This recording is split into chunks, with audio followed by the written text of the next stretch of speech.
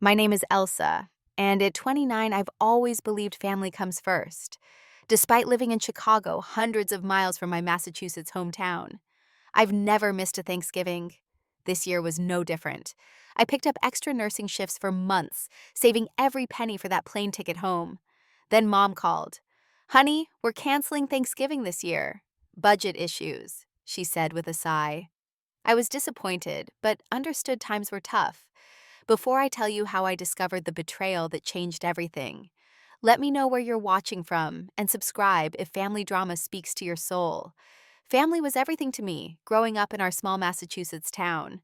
Our modest two-story colonial house with the chipped blue paint and creaky porch steps wasn't much, but it was where all my memories lived.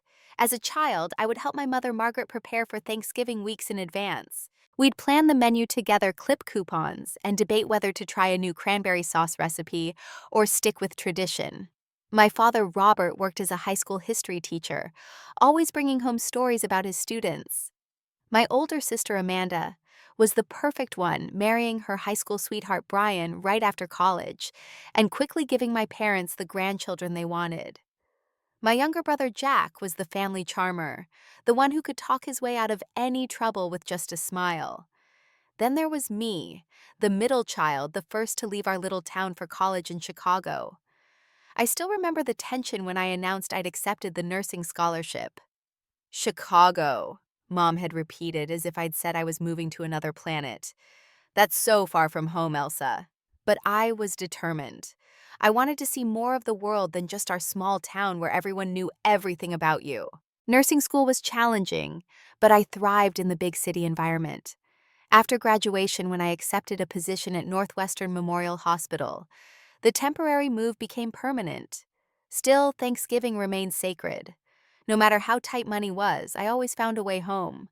The familiar scent of Mom's pumpkin pie, Dad carving the turkey at the head of the table, Amanda's kids running around with mashed potato hands, and Jack's latest girlfriend being interrogated by the family. Those moments grounded me, reminded me who I was and where I came from. This year had been particularly difficult financially. My apartment building had increased the rent substantially, and my student loans weren't getting any smaller.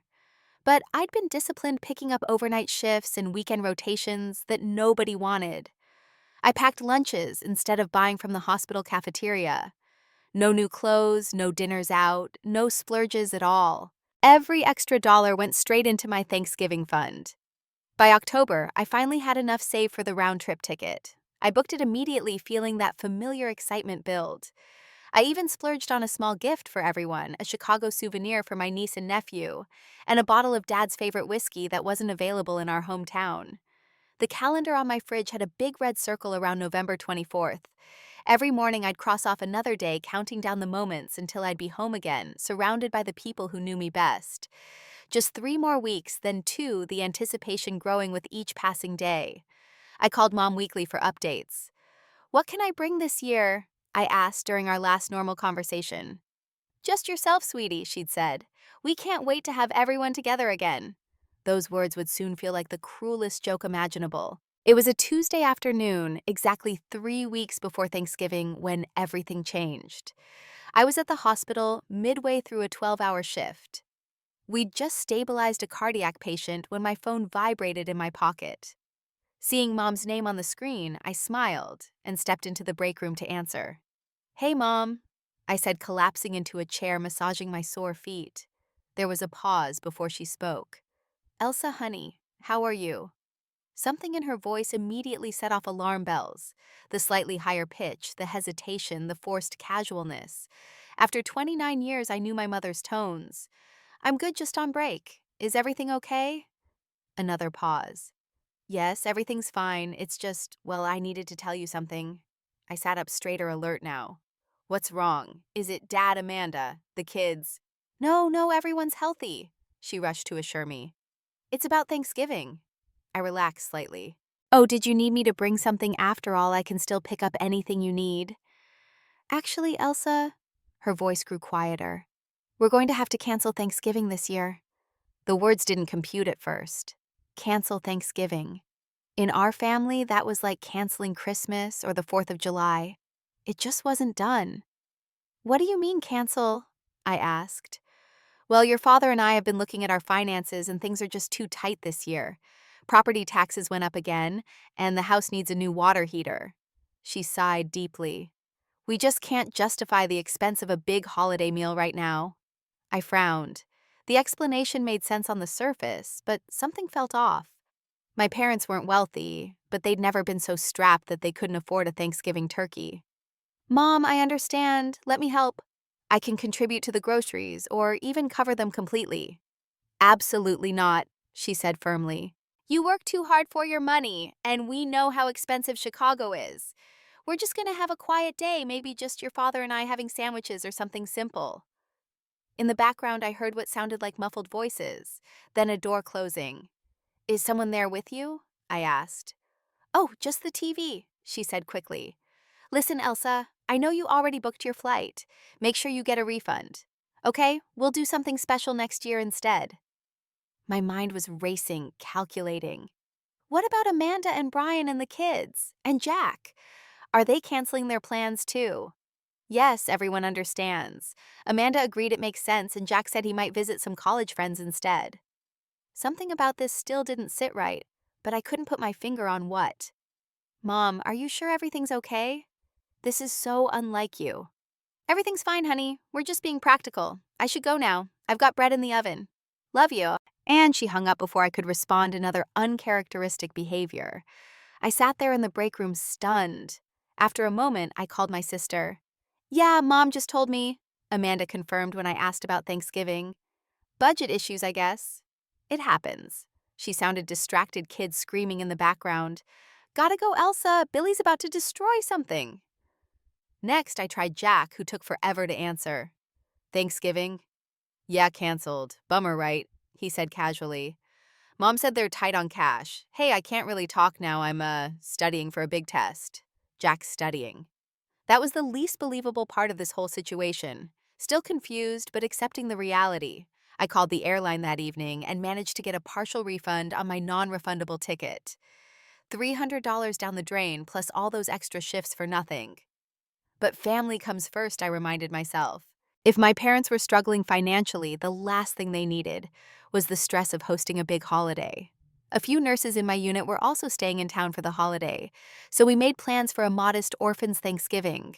I bought a small turkey and some basic decorations, determined to salvage what I could of the holiday spirit. We'll video chat on Thanksgiving. I texted my mom later that night. Of course, sweetie, she replied almost immediately. That would be lovely. I tried to ignore the sinking feeling in my stomach that something wasn't right.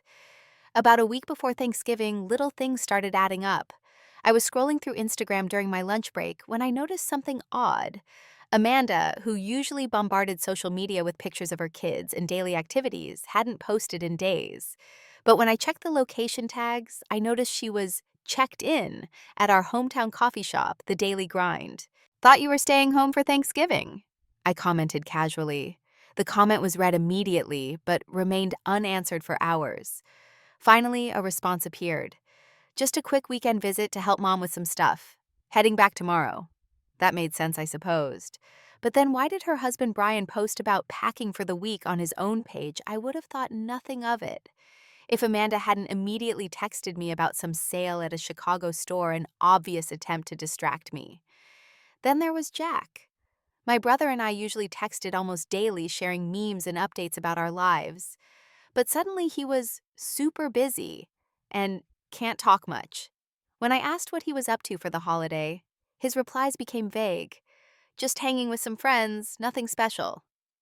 Which friends? I pressed. Just people from school, no one you know. Jack was a social butterfly who always shared details of his plans. This evasiveness was new and concerning. The strangest moment came when my cousin Taylor accidentally included me in a group text about bringing extra folding chairs to the big day.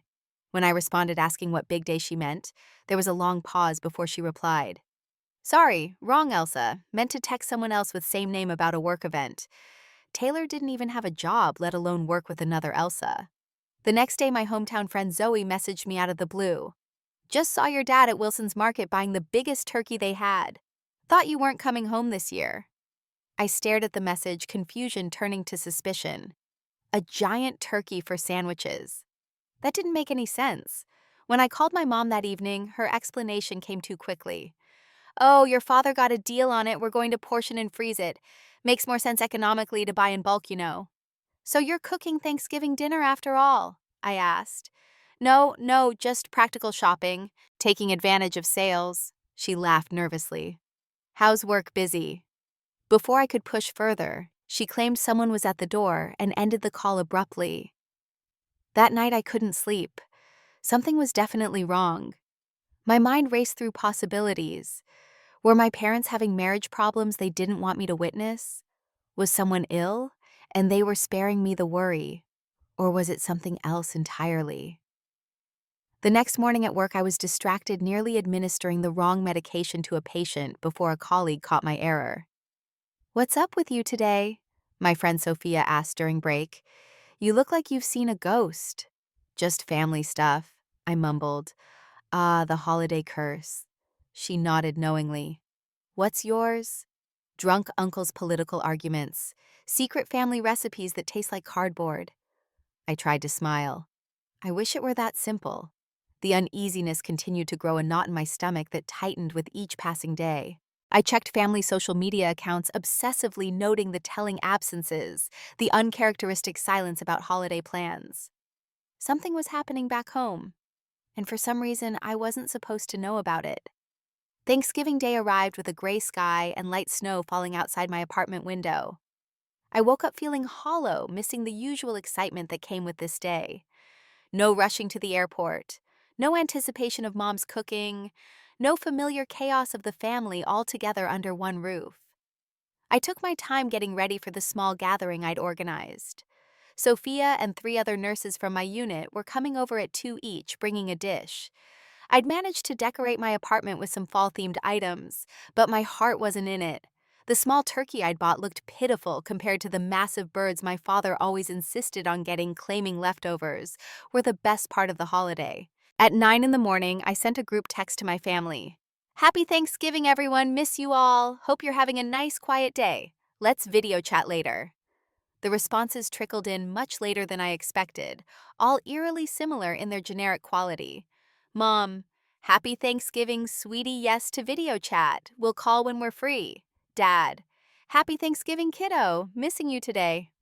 Amanda, "Happy Turkey Day, kids, say hi." Jack, "Same to you, sis. Talk later." No specifics, no personal details, no photos.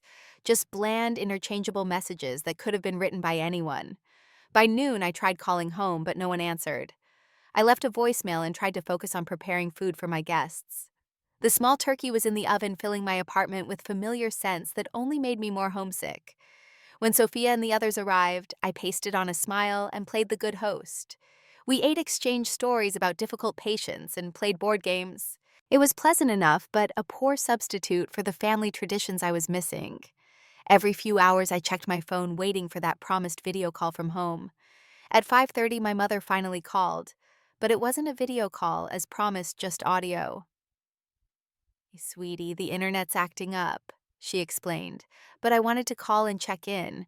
How's your day going?" In the background, I could hear what sounded like multiple voices and the clinking of dishes. "Mom, who's there with you? It sounds like you have company." "Oh, that's just the TV. Your father's watching the football game." But the sounds didn't match a TV.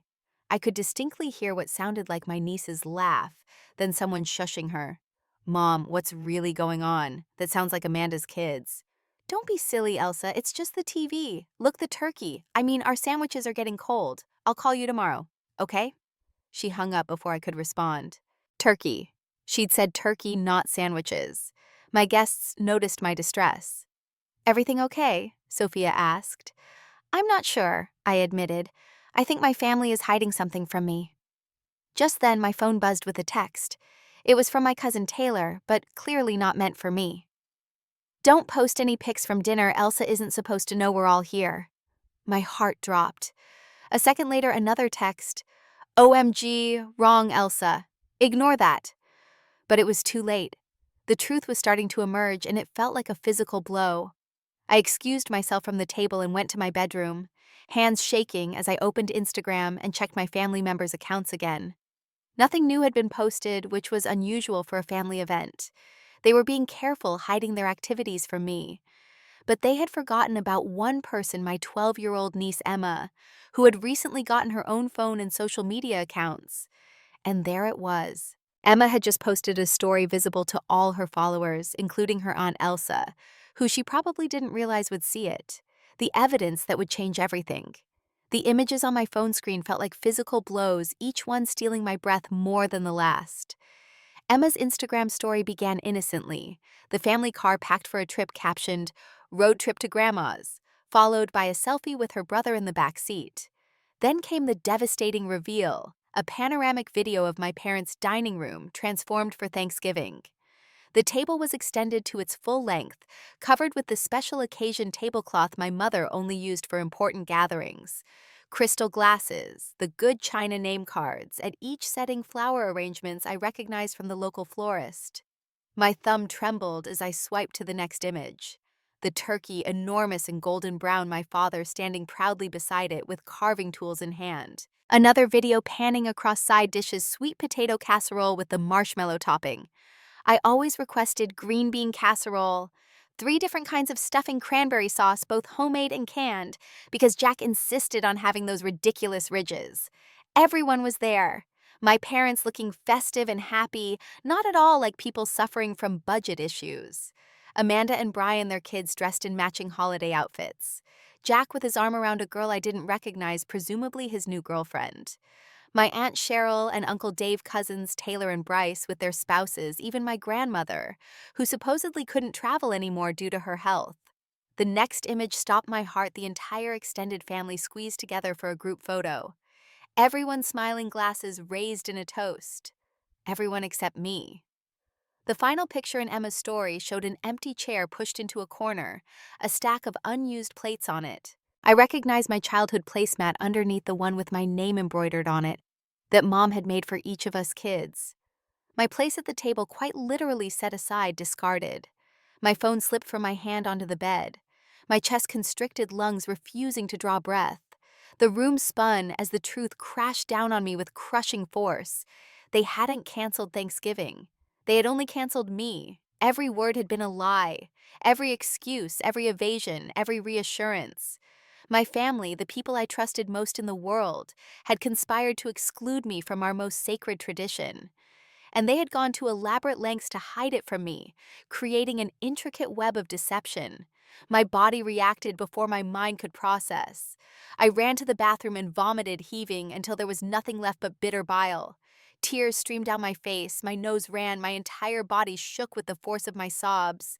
The physical pain matched the emotional agony tearing through me. I stumbled back to my bedroom and collapsed onto the floor, back against the wall, knees pulled to my chest.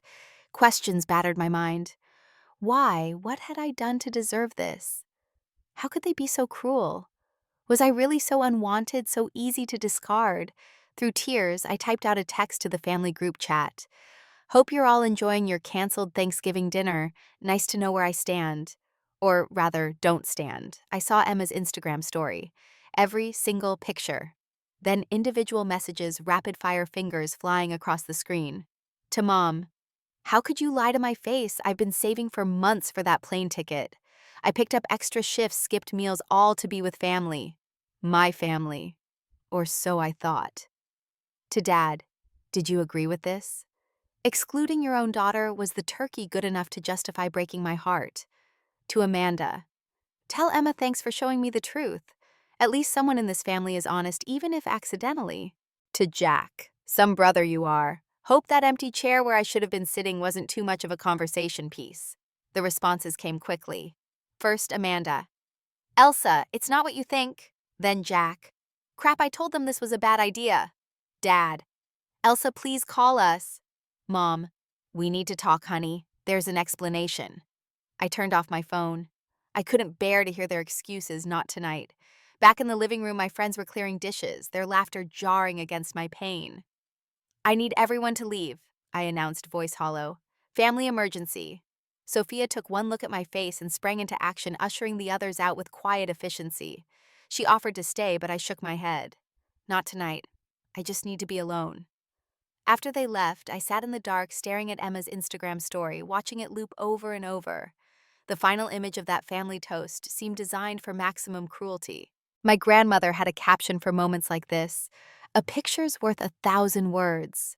This one spoke volumes about my place in the family, and the message couldn't have been clearer. I was the outsider, the one they could celebrate without, the one whose absence improved their holiday.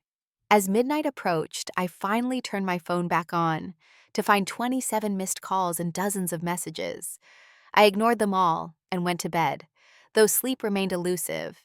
The images from Emma's story played on repeat behind my closed eyelids, a film reel of betrayal I couldn't shut off. The morning after Thanksgiving brought gray skies and a pounding headache. My phone continued to buzz with notifications, but I couldn't face them yet.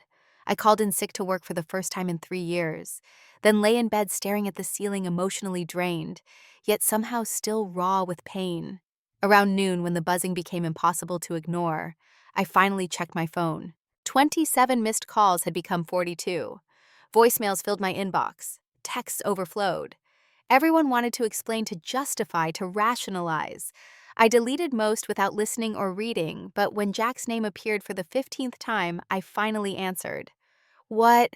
My voice was rough from crying. "Elsa, thank God. We've been worried sick."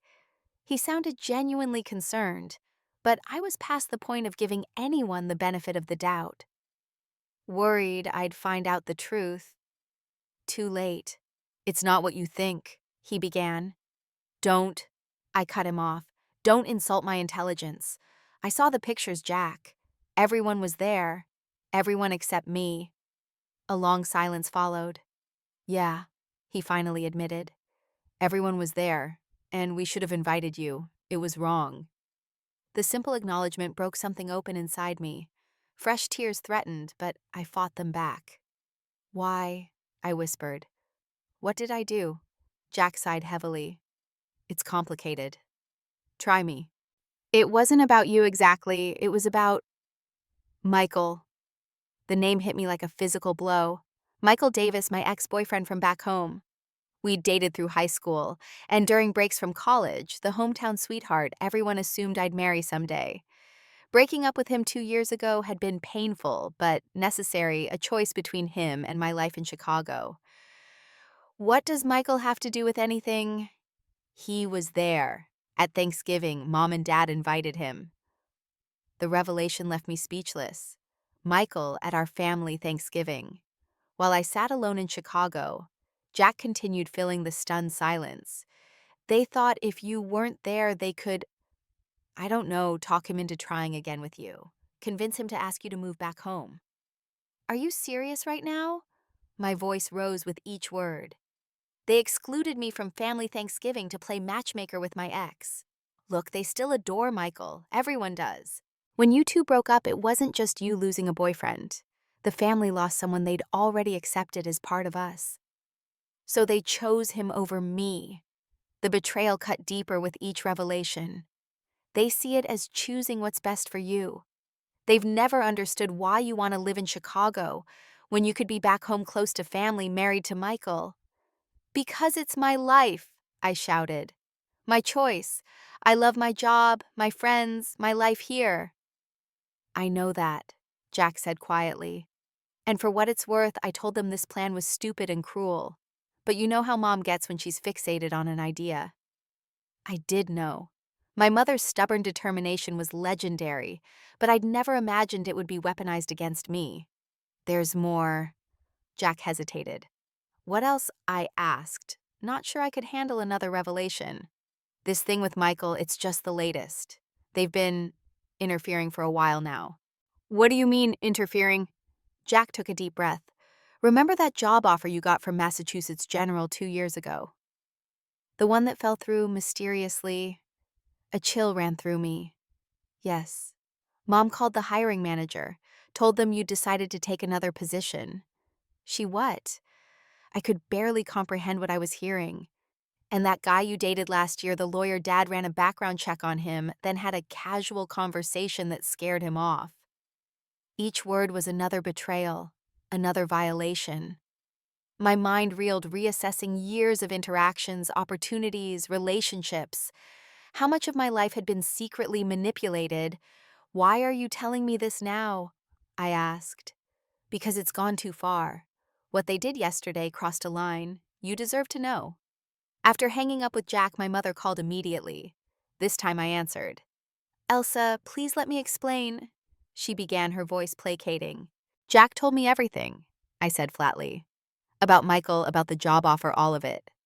We only want what's best for you, she insisted. Chicago was supposed to be temporary. Your real life, your future is here with us, with Michael. My real life is wherever I choose it to be, and you don't get to make that choice for me. Honey, we're family. We know you better than you know yourself sometimes. That comment ignited something fierce inside me. No, you know the version of me you want to see, the dutiful daughter who follows your script for her life. But that's not who I am. The conversation devolved from there. My mother alternated between defensiveness and attack, justifying their actions as parental love while suggesting my independence was really selfishness. When I wouldn't back down, she resorted to guilt. After everything we've sacrificed for you, this is how you repay us, by abandoning your family. I didn't abandon anyone, I countered. I built a life I'm proud of. You're the ones who couldn't accept that. The call ended with an ultimatum, though not the one she intended. You need to decide what matters more, Elsa, your stubborn pride or your family, because you're tearing us apart with this attitude. My response was calm but firm. No, Mom. You need to decide if you want a relationship with the real me living the life I've chosen, or if you'd prefer the fantasy daughter in your head. Because those are your only options now. I hung up, hands shaking, but mind clearer than it had been in years. For the first time, I saw the pattern of control and manipulation that had always been present, but that I'd been too loyal to recognize. The loving family I thought I had existed only conditionally, only as long as I played by their rules. The hardest truth to face was that I had a choice to make, conform to their expectations, and be included or live authentically and accept being sidelined. Neither option felt fair, but only one would allow me to look at myself in the mirror each morning. As painful as the revelation was, it was also strangely liberating. The fog of confusion had lifted, revealing a clear, if difficult, path forward. A month passed then, too. Winter settled over Chicago with bitter winds and heavy snowfall matching the coldness that had developed between my family and me. The initial flurry of calls and texts had slowed to occasional check-ins, each interaction tense and superficial. After that first confrontation, I began the slow process of rebuilding my life with new awareness. The betrayal at Thanksgiving had torn open a wound, but examining it closely revealed an infection that had been festering for years. Now finally healing could begin. My first step was finding a therapist. Dr. Lynn specialized in family trauma, and our weekly sessions became anchors in the stormy sea of emotions I was navigating. What you're describing is a pattern of emotional manipulation, she explained during one session. Your family's love came with conditions, most importantly, that you live the life they envisioned for you, rather than the one you chose for yourself. But they really believe they're doing what's best for me, I countered, still instinctively defending them. Many controlling parents do. She nodded. That's what makes it so complicated. Their intentions may be good, but their methods are harmful, and the result is the same. They prioritize their vision for your life over your autonomy and happiness. These insights helped me understand that the problem wasn't me. I wasn't selfish for wanting independence. I wasn't cruel for establishing boundaries. I was simply claiming the right to direct my own life, a right every adult deserves. The holiday season approached, bringing fresh challenges. My parents assumed I would come home for Christmas, seemingly oblivious to how deeply their Thanksgiving deception had damaged our relationship. We've saved a special present for you, my mother texted, as if nothing had happened. The whole family will be here. My response was polite but firm. I won't be coming home this Christmas. I'm still processing what happened at Thanksgiving and need some space. I hope you can respect that. The ensuing phone call was difficult. My mother cycled through guilt trips, anger, and tearful pleas. My father took over halfway through his usual calm demeanor, slipping to reveal frustration. "Don't punish the whole family because you're angry with your mother," he said. "I'm not punishing anyone," I explained. "I'm taking care of myself. There's a difference." In place of the traditional family Christmas, I created new traditions. Sophia and I volunteered at a children's hospital on Christmas Eve, bringing gifts and holiday cheer to kids who couldn't be home. On Christmas Day, we hosted a potluck for others who were staying in the city, filling my apartment with new friends and genuine laughter. One friendship in particular became a lifeline. Sophia, it turned out, had experienced similar family dynamics. Over late-night conversations and shared bottles of wine, we exchanged stories and strategies. "My family didn't want me to become a nurse," she confided. "They had my whole life planned out law school and then joining my father's practice. When I chose my own path, they reacted like I'd committed a crime." "How did you handle it?" I asked. "By building my chosen family," she said, gesturing to the photos on her wall, showing friends, colleagues, and her girlfriend. "Blood relatives are just people we're randomly assigned to at birth. Family are the people who celebrate your authentic self not despite your choices, but because of them." This concept of chosen family resonated deeply. I began investing more energy in relationships that nourished rather than depleted me. My circle in Chicago expanded, filling my life with connections based on mutual respect rather than obligation. At work, freed from the constant anxiety of trying to please my family, I found new confidence. When a leadership position opened in the pediatric unit, I applied and was selected a professional validation that bolstered my personal growth. Meanwhile, a subtle shift was occurring with some family members. Jack visited in February, a peace offering of sorts. Over dinner at my favorite Chicago pizza place, he offered an unexpected apology. "I should have warned you about Thanksgiving," he said. "Even though I disagreed with it, I went along. I'm sorry." "Why did you?" I asked, not accusingly but genuinely curious. He considered the question seriously.